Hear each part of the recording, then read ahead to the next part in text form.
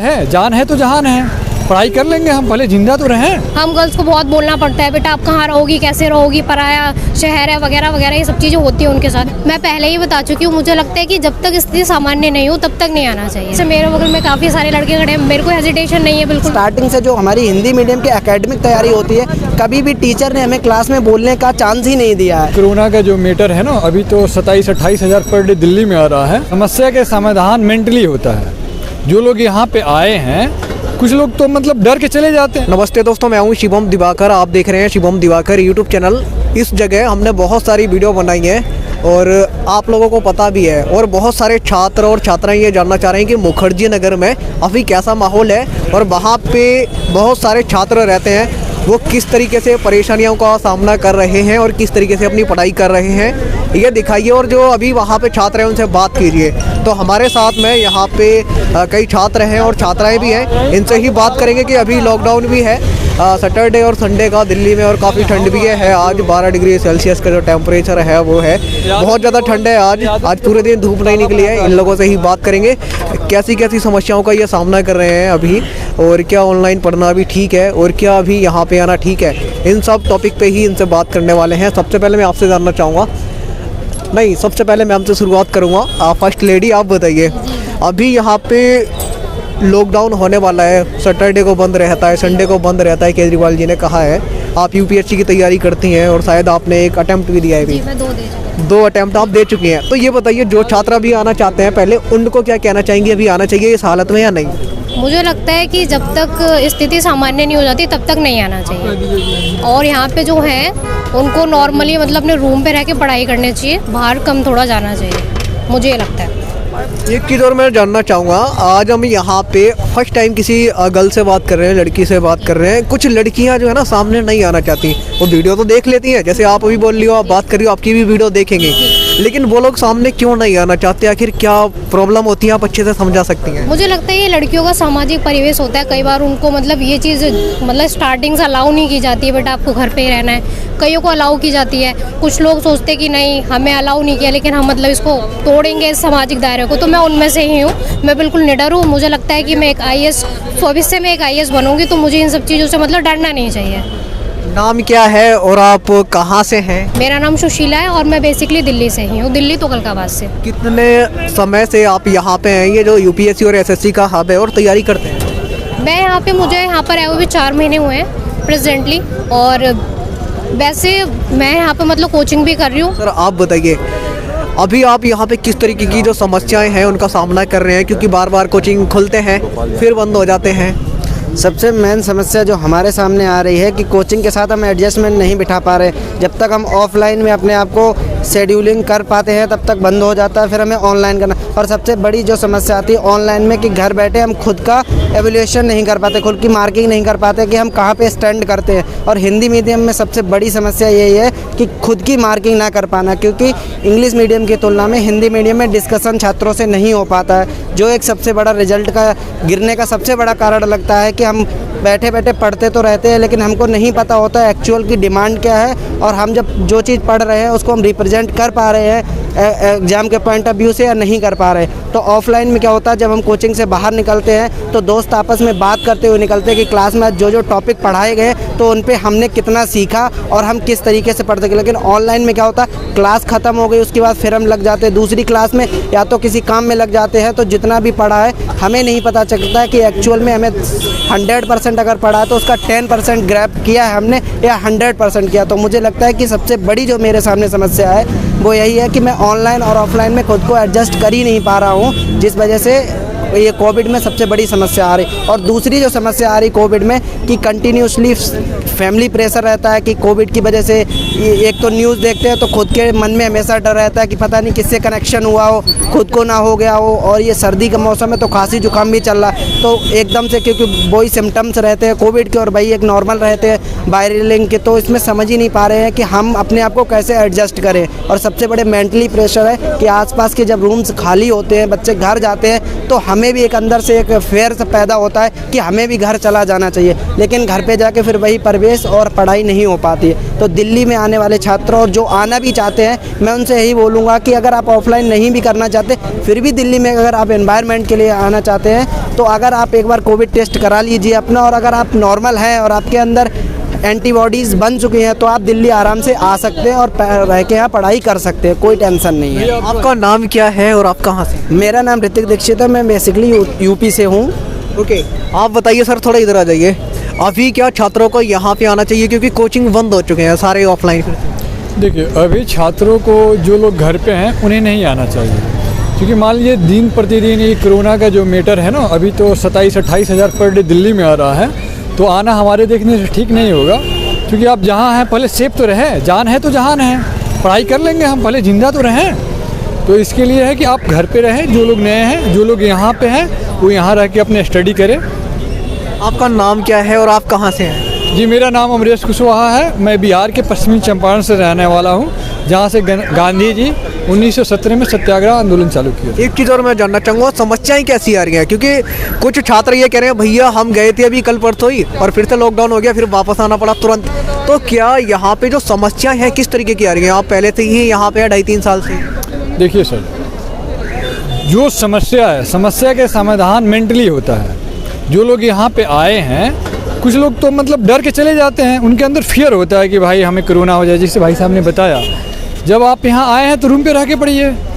अब देखिए, अभी तो वीकेंड कर्फ्यू है, नाइट कर्फ्यू है, तो नाइट कर्फ्यू का मतलब होता है। आपको क्या लग रहा है ये जो वीकेंड कर्फ्यू और नाइट कर्फ्यू है, तो कुछ फ़र्क पड़ रहा है? छात्रों को क्या समस्याएं हैं? देखिए, यहाँ डे पर डे जो कोरोना का मामला दिल्ली सहित पूरे भारत वर्ष में बढ़ रही है, वर्ल्ड में भी बढ़ रहा है, तो वीकेंड कर्फ्यू इसलिए लगाया गया है कि मतलब 2 दिन अगर ज़्यादा मैटर बढ़ते जा रहा है, पहले वाला सेकंड फेज में, थर्ड फेज और फर्स्ट फेज में जो हुआ था कोरोना वाला मामला, तो हफ्ता में 2 दिन अगर सारे काम काज को बंद कर दिया जाता है, आना जाना मतलब खाना पीना और मेडिकल फैसिलिटी छोड़ के सब चीज़ लगभग बंद रहता है। जो दिल्ली सरकार के पास है वो लोग जा सकते हैं, आ सकते हैं अपने काम के बदौलत। अगर वीकेंड कर्फ्यू इसलिए है कि 2 दिन मतलब लोगों के अंदर ही बैठा दिया जाए कि अगर ज़्यादा बढ़ा तो इसको ज़्यादा मतलब हफ्ता में 7 दिन किया जा सकता है, महीना में 30 दिन किया जा सकता है। पहले आप हफ्ता में 2 दिन तैयार रहिए, मतलब मेंटली एक प्रभाव बनाया जा रहा है। और नाइट कर्फ्यू पहले सरकार ने लगाया कि भाई आप सोचिए कि दिन में मतलब भीड़ है तो रात में कोरोना थोड़ा ही फैल जाएगा। अभी हम लोग मिल रहे हैं, आ रहे हैं, जा रहे हैं, तो कोरोना तो अब फैलेगा।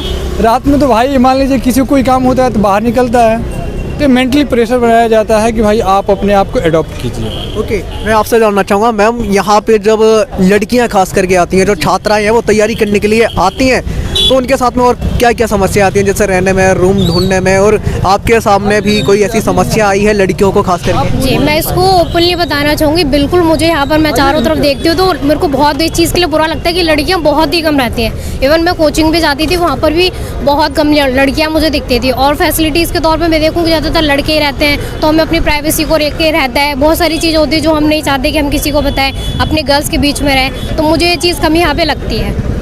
और कोई ऐसी समस्याएं हैं जो आज आप कहना चाहती हैं हज़ारों लड़कियों को, तो वो आप कह दीजिए। मैं ये कहना चाहती हूँ कि कई बार तो होता है कि गर्ल्स को अलाउ नहीं किया जाता है। जैसे बॉयज़ बोलते हैं तो बेटा ठीक है आप जाओ पढ़ाई करो, हम गर्ल्स को बहुत बोलना पड़ता है, बेटा आप कहाँ रहोगी, कैसे रहोगी, पराया शहर है वगैरह वगैरह, ये सब चीज़ें होती हैं उनके साथ। और उनके साथ भी फियर होता है, क्योंकि मोस्टली लड़कियाँ क्या होता है, बेसिकली मैं अपना भी बताऊँ तो मैं भी मतलब फर्स्ट टाइम अपने घर से दूर यहाँ पर रह के स्टडी कर रही हूँ। और मेरे भी घर वालों ने तभी मेरे को अलाउ किया था जब मैंने उनको बताया था कि मेरे काफ़ी सारे दोस्त हैं, तभी उन्होंने मेरे को यहाँ पे भेजा था।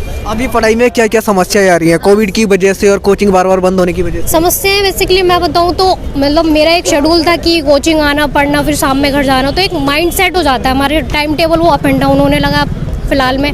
और अब क्या है कि मैं रूम में रह के ही स्टडी कर रही हूँ, तो थोड़ा अनबैलेंस थोड़ा फील कर रही हूँ मैं, ये चीज़ है। एक रीज़न आपने पहले बताया था कि पहले जो लड़कियां होती हैं उनकी जो फैमिली है वो अलाउ नहीं करती है कैमरा के सामने जाना, लेकिन इसके अलावा और क्या रीज़न हो सकते हैं? मैं अगर बात करना चाहता हूँ, जैसे अभी आज आपसे कर रहा हूँ यहाँ पे आकर के और लोगों से, तो वो करती नहीं है, और क्या रीज़न हो सकते हैं वो भी बताइए। मतलब हो सकता है कि वो मतलब हेजिटेशन फील करती हो, नहीं बात करना चाहती हो, नहीं चाहती हो कि लोग हमें मतलब जाने कि ये कैसे रोड पे खड़े होकर बोल रही है। उनको मतलब लगता है कि एक सेफ जोन होना चाहिए, वहाँ पे मैं बोलूँ, आसपास लड़कियाँ ही होनी चाहिए। अब वैसे मेरे बगल में काफ़ी सारे लड़के खड़े हैं, मेरे को हेजिटेशन नहीं है बिल्कुल भी इस चीज़ की। आपको क्यों नहीं हो रही है? वो लोग तो कहती है लड़के हैं हम नहीं बोलेंगे, आपको नहीं? इसलिए नहीं होती है क्योंकि मैं कॉलेज टाइम से भी मतलब, और मैं घर में भी मतलब बेबाक मतलब जो टॉपिक होते थे मैं उन पर बोलती हूँ, फिर चाहे मेरे फादर हो सामने या भाई हो या दोस्त हो, तो मैं मतलब न्यूट्रल हूँ और मैं सारे जेंडर में मतलब नॉर्मली स्टे कर सकती हूँ, मेरे को कोई प्रॉब्लम नहीं आती है।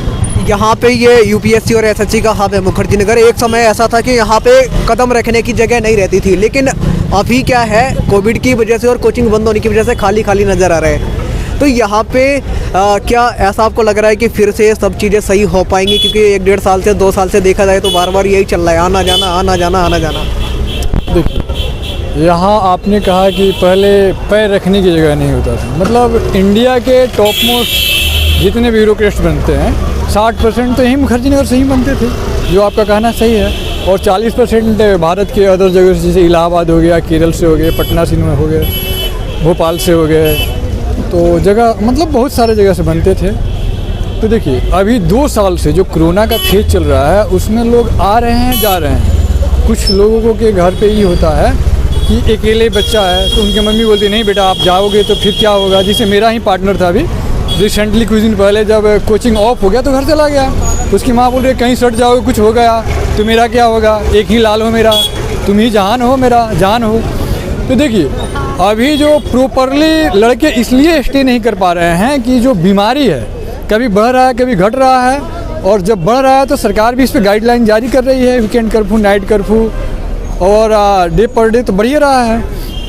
अगर स्थिति समान हो जाती है, जैसे कि हम लोग वैक्सीन 2 लगा दिए हैं कोरोना के, और सरकार काफ़ी युद्ध स्तर पे इसके, हमारे प्राइम मिनिस्टर साहब या हर स्टेट के चीफ मिनिस्टर लोग इस पर काफ़ी सक्रिय हैं कि हमारे देश के जो भी लोग हैं सुरक्षित रहे। पढ़ाई में और क्या क्या बाधाएं आ रही है? जैसे कि पहले ऑफलाइन था, अब वो कहीं ना कहीं ऑनलाइन में समेटता हुआ जा रहा है धीरे धीरे। यहाँ पे भी पहले बहुत सारे कोचिंग थे ऑफलाइन थे, अब वो ऑनलाइन में कन्वर्ट हो रहे हैं। तो आप लोगों को ऑनलाइन पढ़ने में क्या समस्याएं आती है? क्योंकि ऑनलाइन के कई फ़ायदे भी हैं और नुकसान भी है, तो वो सामने लाइए। अब क्या क्या फ़ायदे हैं और क्या नुकसान हो सकते हैं? देखिए, जहाँ तक मैं अगर अपना खुद का पर्सपेक्टिव रखना चाहूँ, मैं अपना पॉइंट ऑफ व्यू बताऊँ तो मुझे ऑनलाइन में और ऑफलाइन के तुलना में मुझे ऑफलाइन हमेशा मैं प्रेफर करता हूँ, जिसके पीछे 2 रीज़न है। एक तो रीज़न ये कि जब ऑनलाइन पढ़ते हैं तो एक यह होता है कि हमारे पास कोई फाउंडेशन नहीं होती, क्लास चल रही है, हमारा ध्यान कभी भटक जाता है, फ़ोन पे ध्यान रहता है, कभी उठ के जाना पड़ता है, बहुत सारी चीज़ें। ऑफलाइन में क्या, अगर आपकी 3 घंटे की क्लास है तो आपको क्लासरूम में 3 घंटे बैठना ही बैठना, क्योंकि सामने टीचर होता है और आपके आसपास ऐसा एक एनवायरनमेंट होता है, क्योंकि सारे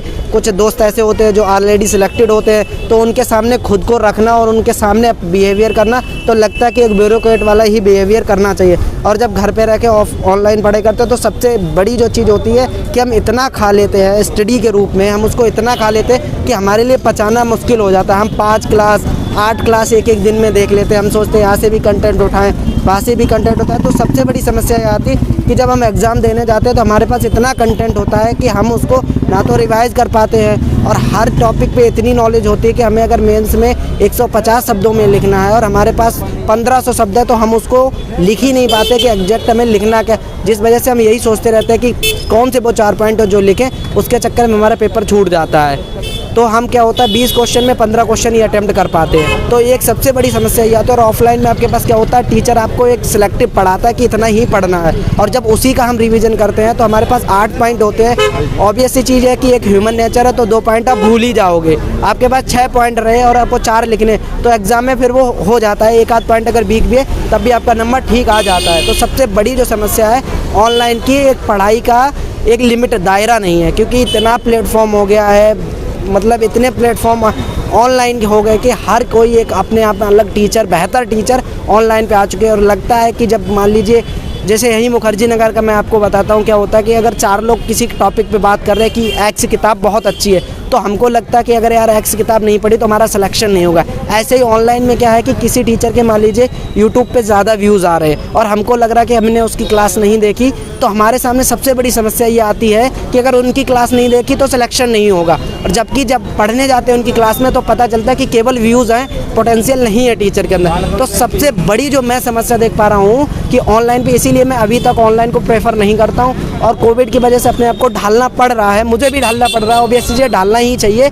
लेकिन ऑफलाइन जहाँ तक है ऑफलाइन खुलना चाहिए जैसे जल्दी कोविड की सिचुएशन नॉर्मल होती है, और मैं अपने आप को ऑफलाइन में ज़्यादा कंफर्टेबल फील करता हूँ। आप बताइए मैम, ऑनलाइन पढ़ना ठीक है या फिर ऑफलाइन? और इन्होंने जैसा कि अभी बताया, तो मुझे ऐसा लग रहा है बहुत सारे जो छात्र और छात्राएं कंफ्यूज हैं कहीं ना कहीं, क्योंकि ऑनलाइन बहुत सारे टीचर हैं, उन्हें समझ ही नहीं आ रहा है कि हम कहाँ पढ़ें कहाँ ना पढ़ें।